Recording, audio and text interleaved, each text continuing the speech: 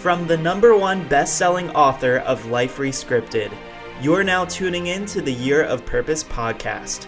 I'm Zephan Moses Blacksburg.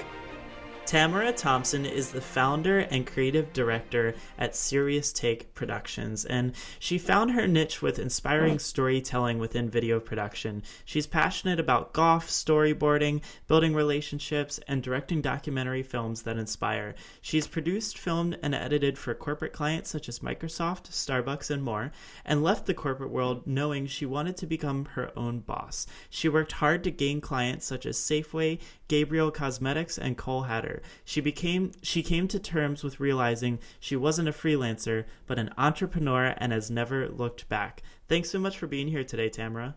Thank you for having me. I really appreciate it. Yeah, so, we were talking before we hit the record button that you and I both share the same birthday, and we also own video production companies, so I'm sure we've got a lot to talk about today. Yes, we're both Virgos. I'm a little bit older than you are, but it's okay. We had a similar journey on the sense of loving video production and starting our own companies and also being entrepreneurs. So that's awesome. You're not supposed to tell them you're older. I was going to give you the benefit of the doubt. I'm younger. No. But no, thanks so much for being here. And it's always cool to meet other video production professionals because, we all run into the same sort of challenges, the same sort of experiences. We get to nerd out about camera gear when we want to. And it's really cool just to hear your story. I love to get started just in hearing a little bit about your path because, you mentioned to me that you moved into this a little bit later in life and had gone to school previous to going to school for this degree. So maybe just walk me through a little bit of, what did you originally go to school for? What did you always think you were going to be when you grew up? Well, I wasn't that student that really had the right direction or even a direction at the time. A lot of my friends were going to four-year colleges directly out of high school, and I decided to go to a community college because I didn't want my parents to try to come up with extra money on something that I didn't know what I wanted to do at the time. So I said, you know what, I got my first job at 15, and I basically worked my way through college. I paid for my community college and my own cars and everything like that. And I got just basically my first AA transfer degree, thinking that, eventually I'll go back to school and find something that I want to do. And so I did that. And then later in life, I started working with fitness. And so I was a fitness specialist and a nutrition specialist and went to school for just a 2-year technical degree for that for a while. And then during the time of being in the fitness industry, I wasn't very happy with it, even though it was fun. But, I'm a creative person and you can't get super creative all the time with like workouts and meal plans and stuff like that. So I used to run around with a video camera when I was like 25, just making silly YouTube videos when YouTube first came out. And my friends and family kept telling me, well, why don't you turn it into a career? And I was like, oh, no, it's just a hobby. And so about 4 years later after that, I went back to school in my late 20s for video production at the Seattle Art Institute. And that's where I really dove in, started learning more about video production, really taking it seriously because I was actually interested in it at that point. And the last year that I was actually a student at the college, I actually started my own business and started my first documentary and all sorts of things like that. And it just kind of went from there. And I'm like, this is what I love. So this made sense at that point. That's awesome. And we're definitely going to jump into the really cool documentary that I know you guys premiered recently in a little bit here. Jumping back to just, being in the fitness industry, kind of having this itch or knowing that it wasn't totally the right thing for you, what are some of the other signs that other people tuning in right now might see in themselves, whether they manifest, physically or mentally or even emotionally, to know that you're just not quite in the right place and it's time to keep looking for something else? Well, for me, it was that sense that, I'm always punctual at this point. But when I was in the fitness industry, I was always clocking in 2-3 minutes late. I was always getting talked to. the only people that I really enjoyed speaking with were like the actual clients and members of the club. I never was interested in making connections with the people at the workplace. Like there was just something missing. Mm. And that was with any industry that I did. I also, for about 4 years, I was an associate teacher for the YMCA and I worked with kids. But I didn't connect with any of the adults or the other teachers, but I always connected with the kids because I think the kids were always playful and creative. And I was like, okay, I'm going to play you chess and I'm going to kick your butt. So the kids would line up to play me chess because they're like, oh, we want to beat Tamara, things like that. Because I always like the fun, playful, creative type of work. And then when video kind of came into line, I just kind of realized like, if you're at your workplace and you're 70% of the time you're thinking, I don't want to be here. Or if you walk in, what I notice about a lot of people, especially in the retail industry, if I go into like say a grocery store or something and I say, hey, how's your day going? They're checking me out. They're like, oh, it's great. It'll be better when it's over. Right. When you have that mentality, like you obviously shouldn't be there.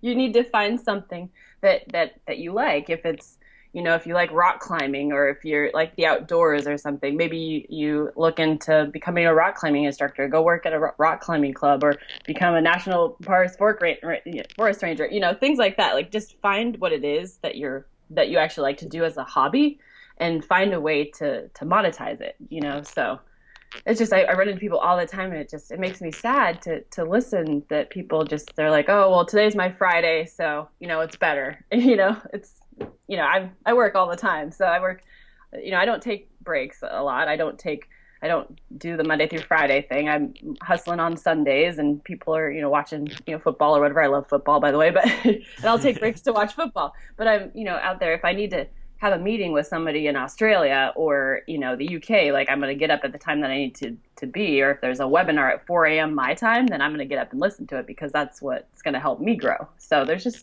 a lot of things that people just need to take action with if they're not happy. Yeah, I mean, when you're talking about the people who, when you ask how their day is going and they're like ready for it to be Friday afternoon, it actually makes me think back to someone who is a client of mine and also someone who, I've listened to everything that he's said, even though I'm just the guy behind the camera, but I've listened to everything. And David Nagel actually said this great little thing that I cut into a video for him. And he said, this can be as good as you want it to be or as bad as you don't want it. And it's totally up to you. And I think that we kind of settle for that comfortable paycheck of, every 2 weeks or whenever that comes for you. I think we settle into that comfortable space. And then we realize that we're not really comfortable. We're actually very uncomfortable because it's not where we want to be. And so I think that a lot of people have felt that way for quite a long time. And, it takes a little bit of a tipping point for us to make a change. And you mentioned that it took 3 or 4 years when YouTube started to come out and you were running around making videos. Why do you think it took you so long to kind of work your way into the company and things like that and have that sort of 4-year time span or that space before you were like, yes, I'm doing this. This is where I need to be. This is exactly what I want to do. Well, that's that story is another story in itself. I'll go into detail about it a little bit, but in my mid to late 20s, I used to feel like I wasn't in the place for a lot of things. I wasn't quite happy with myself. So I actually, when I turned 30, right around the time I started my own business, I actually quit drinking. And so I'm actually 5 years sober now. So that was a big part of my life.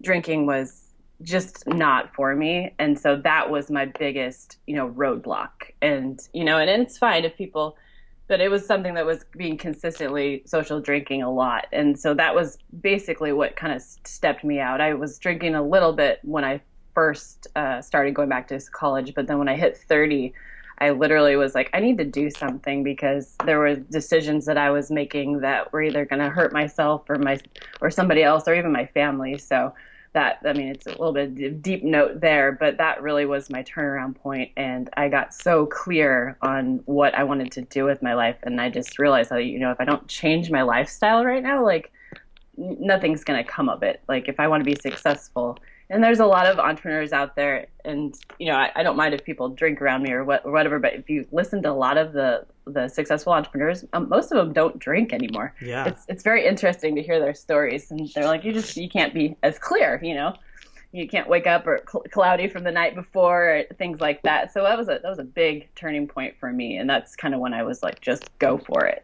It's really interesting to hear you say that. And, first of all, congrats on 5 years. That's an amazing accomplishment. And thank you very much for sharing that, because I know that it takes quite a bit of courage for sharing that. So thank you again for that. I've noticed that too, though. Like, we had, St. Patty's is coming up this week at the time of recording this. And we did a bar crawl this past weekend with all my friends, and everybody's drinking quite a large amount. And I had like maybe 2 drinks, and that was it the entire day. And I've noticed that as I'm getting older, as I'm taking over more responsibilities in my business and just as an entrepreneur, and also, as a role model for many people, like, I've found that I don't really enjoy it as much.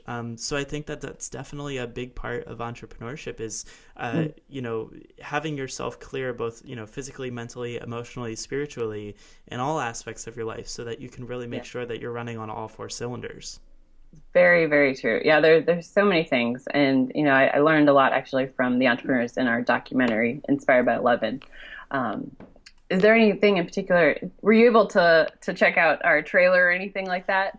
So I've been following I watched the trailer. I've been following, you guys just launched it recently. So I saw the photos from your big premiere night, and that had to be super fun. And I mean, you guys have some big entrepreneurs in here. So let's jump into that. Let's talk about, tell me where did the documentary start?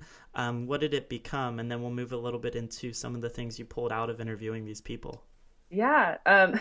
So I'm that type of person that just pretty much a go-getter, and I'm very persistent and positive, and I'm a connector as well. I could basically be a publicist if I wanted to, just because I'm just one of those types of people that connect with people all over. It doesn't matter what platform it is, if it's Twitter or LinkedIn or Facebook or emails.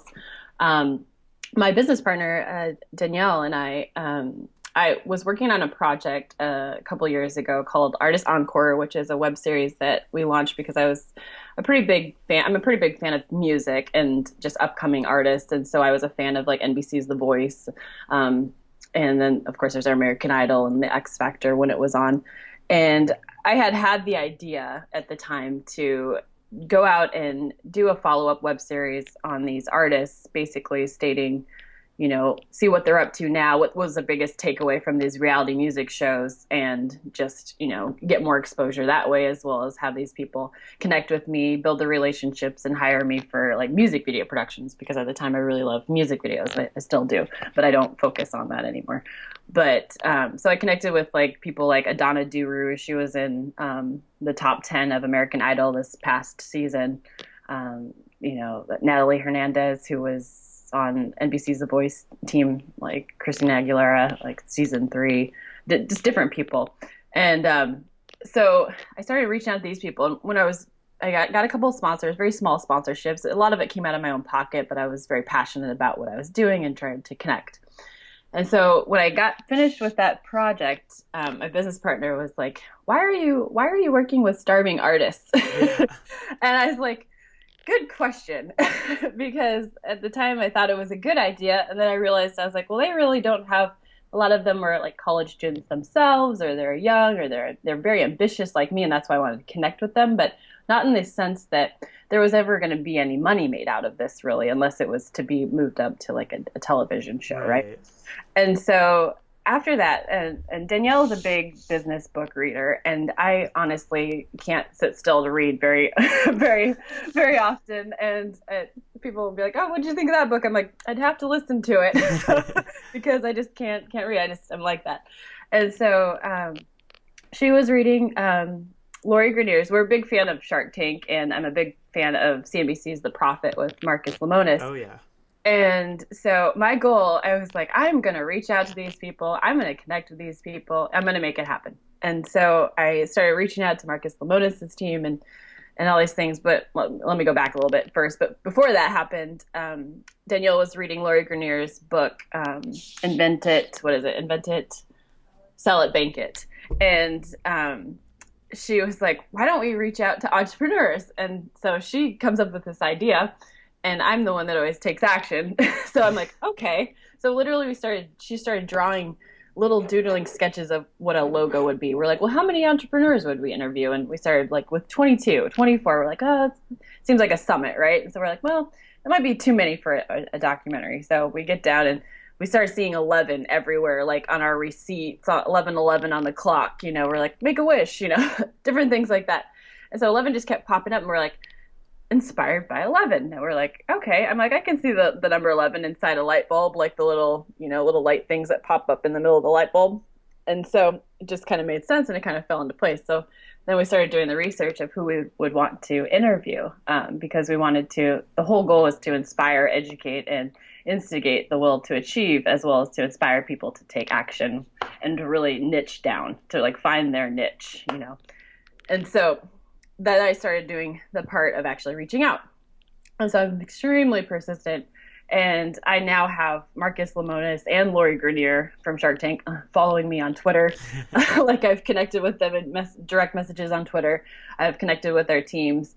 And they weren't a part of this first project, but we are still in communication and potentially of a sequel. That's awesome. And I'm like, one day I'm like, this is going to happen. So we started doing things, and we started doing the research, and I was like, well, wouldn't it be inspiring if we brought 11 different entrepreneurs on board that like really focus on different niches? So that, because when you think about it, they all tie together. So like you have like Pat Flynn, who's a big podcaster, and John Lee Dumas, who's a big podcaster. But John Lee Dumas had focused a little bit more on like webinars that convert in his portion, and Pat talked more about podcasting. And then we had a couple of business coaches, but one of them was talking more about like actually the coaching side, and one was talking more about like being like more of an influential entrepreneur, and just kind of mixing it up, but tying it together, because everyone needs all these people to connect, because most of them have podcasts, most of them have blogs, most of them do webinars, right. Most of them have been an author. We have Michael Parrish Dudell, who's the author of Shark Tank Jumpstart Your Business. He's on our film. And we have Heidi Lovig, who's the CEO of Heidi Ho Organics. She was on, I think, the 100th episode of Shark Tank, and she was picked up by Lori Grenier. And so we interviewed her, and just a lot of different things started happening this year with it. Nice. Yeah, it was crazy, but we just launched it online. But we had our premiere 2 weeks ago, which was amazing. We had over 225 attendees come out, and 7 of the 11 entrepreneurs were there for a Q&A afterwards. And we even had a guy come up to us, and he said, he's like, I go to a lot of events, and this wasn't meant to be exactly a networking event, but he said, this was in my top 3 networking events this past year. And I was like, wow. That's really cool, because you wouldn't expect like a movie premiere to be, I mean, I'm sure you meet people in the crowd and stuff like that, but like, I guess that's not where you expect to meet people. Mm-hmm. Yeah, it was crazy, because we had the premiere and showed the film. We did a Q&A, and we surprised the audience with massive value of these. We did 11 giveaways, obviously 11 inspired by 11. And we did a master giveaway that was worth over 5 figures within just this goodie bag of stuff that we're giving away, along with a branding trailer from our own company, Serious Take Productions. And everyone just got so excited, and people were just hyped up, and we were taking pictures afterwards, and just everyone was smiling. Like we have the video footage that we're going to be putting together too from it. And so I'm excited to see all that too. That's awesome. So let's talk about, you've interviewed all these entrepreneurs. You've obviously learned a ton from them. Were there any big things that stuck out to you, or maybe even that surprised you as you were learning, how they grew their businesses, or what they struggled with, or, maybe anything that it inspired you to dig deeper or grow, even higher? Yes, this whole journey has actually been inspired for us to rebrand our whole business, as well as become more clear on what we weren't clear with in the beginning. Especially from Allison Maslan, you were talking about the uncomfortable thing. She has a saying that she's like, you have to get comfortable with the uncomfortable. That was one thing that I'm okay. Like I can take risks and I'm not afraid of rejections and things like that. So people are like, "Oh, how'd you, get in touch with this person?" And I was like, "Well, I tweeted them or I emailed them or like Yeah. how'd you do this?" I'm like, "I just asked, like things like that." And people don't understand like, yeah, I was very persistent. So a lot of these people told me no, and I turned no's into interests into yeses. And so that's the way I am. But when learning from these people and interviewing them, I'm the type of person that has so many ideas at once that I can never get clear with Mhm. exactly with what I need to do. And so like I'm like, okay, we can do this and this and this. And they're like, I literally this is funny because this has just happened yesterday. So I actually wrote Allison Maslin, and she is in our film. And I was talking to her about this one day event that we want to hold, and I asked if she wanted to be a part of it. So it's very long, detailed. I'm very detailed emails, and everyone loved that about me. She writes me back. She goes, "What is your goal?" And I was like, that's. I was like, she always gets me on like, you just have to be really clear on what you're trying to do for your audience. And so like I learned about that, and then from another coach on it, Amy Yamada, she was like, she always talks about authenticity and how you just really need to be yourself and figure out again on the whole clarity thing. And so this last year we focused on really figuring out what we wanted to do and not just video production but creative storytelling like through the video production, because that's where I get really excited about things. So we started products called professional branding trailers that really showcase the person. So we deep dive. I personally deep dive with people into storyboarding. So I'll sit down with you for like an hour or two to really figure out what their focus is on their branding trailer, because people like get ideas and they're like, well, I'm not quite sure, or they've tried to shoot videos for their websites before, but they're not happy with how it came out with other companies. So I Mhm. really sit down and ask them. I say, what is your focus? What is your goal here? What do you want to showcase? And we really want to showcase like come up with a script, or what are they going to share on camera about them personally, like what is it that people want to know about them, that they're not just pitching to somebody, they're getting to know them more personally, more in depth. They're sharing a story that people are like, wow, like I really want to work with them, like no matter what they do, like not just because they're a salesperson or something like that. So that's where we define ourselves and really becoming creative and really showcasing that passion that these people are doing as entrepreneurs. So we started working with high-end entrepreneurs. We just shot John Lee Dumas's branding trailer for EO Fire, and we shot one for Cole Hatter recently, and those are going to be releasing online soon. Nice. And, And you've really gotten in touch with quite a few amazing entrepreneurs. I'm just a bit curious because I know people tune into the podcast, and I'm sure there's some entrepreneurs that they resonate with, and they, much like you, might want to get in touch with them. And I know that not everyone can get through. Like, these are busy guys, and if they answered everybody, like, they wouldn't have a business left anymore. But were there anything in particular that you found that set you apart, or put your email at the top of the inbox or your tweet at the top of the DM inbox? What was it that you did that really got their attention, that allowed you to connect with these people? well, the story that I shared with the people at the theater, a lot of people had asked how I really got these people on board. And it's all about providing value, in the sense that I know how to write in a way that they can tell that I'm authentic and I'm really passionate about what I do. So I asked John Lee Dumas, I said, John, when we were shooting at his condo in San Diego, I said, what was it that made you want to work with me? He's like, Tamara, he's like, I just read your message, and you were just so real, and you're to the point, and I could tell you're just very passionate about what you do, and he's like, I just knew right by reading your message that, he's like, I turn down people every day. He said there was something about me, and I was like, well, that's great. But the thing though that I do with those messages though is that people don't realize is this last year we spent over $20,000+ out of our own pocket to produce this film. So we went out and did a lot of things for free, basically. So we provided tons and tons of value for these people, offered different products and things for free in order to work with some of them. And some of them were already on board, and a lot of them, they could tell that I'm passionate through email. So then we'd take a call. And whenever I talk to somebody on the phone, they can already tell that I enjoy what I do and I really do want to bring value. So you always ask what they need first. You never write someone trying to pitch somebody like a cold lead. Like, you have to warm up the situation. You have to get to know them. You have to get to know what they need. If they need anything at all. If they don't need anything at all, then you say, is there something that you would like? Is there something that we can do for you? Like, what is it? Because I'm a little guy here trying to work with, a larger entrepreneur at the time. So you just ask. And so you basically just keep it open-ended. And from there, we just started building relationships. And then they started hiring us for things down the line. There's this, I was extremely excited this last month. Vince Reed is one of the people on our documentary. And he just started he sold his company Mitts, and he just started his internet traffic factory company.